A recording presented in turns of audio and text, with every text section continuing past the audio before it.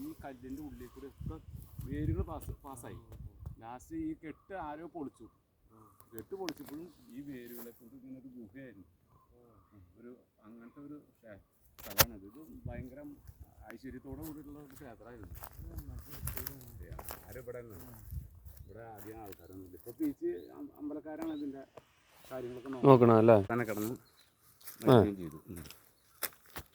ഞങ്ങളൊക്കെ ഇത് ഭയങ്കര രസമായ ഒരു സ്ഥലമായിരുന്നു കേട്ടോ. അതല്ലേ ഈ ഗുഹയിലല്ലേ? ഈ ഗുഹയും അത് തന്നെ. ഇവിടേക്കൊക്കെ വരുമ്പോ നല്ല ഈ ഭസ്മത്തിന്റെ മണമായിരിക്കും ഇവിടെ വരുമ്പോ. ആളിതിന്റെ ഉള്ളിലാണ് ജീവിച്ചത് വർഷങ്ങള്. നമുക്ക് ചാരി കിടക്കാനുള്ളതൊക്കെ ഉണ്ടാവും. ചാരി കിടക്കുകയും ചെയ്യാം. ഞങ്ങളൊക്കെ കയറിണ്ട് ഇതിനുള്ളിലല്ലേ? ആളൊക്കെ ഉള്ള സമയത്ത് ഞങ്ങൾ ഇതിൽ കയറി. 10 വർഷമായി വെച്ചിട്ട് ഇപ്പോൾ ഒരു 10-25 വർഷമൊക്കെ. വിളക്കൊന്നും വയ്ക്കാറില്ല. വിളക്കുണ്ട് ഇവിടെ. ശിവരാത്രിക്ക് പരിപാടി ഉണ്ടാവും.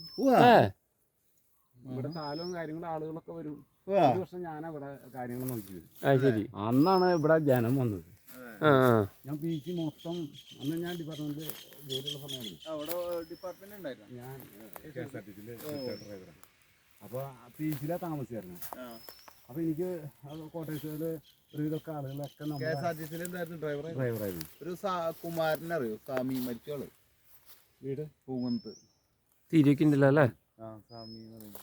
കുമാരൻ റിട്ടയർഡായിട്ട് കുറേ മരിച്ചോളൂ. ഇപ്പോൾ 2018 പോകും. അങ്ങനെ ഈ കോട്ടേഴ്സുകളിൽ എല്ലാ കോട്ടേഴ്സിലും പോയിട്ട് ആളുകളെ ക്ഷണിച്ചു.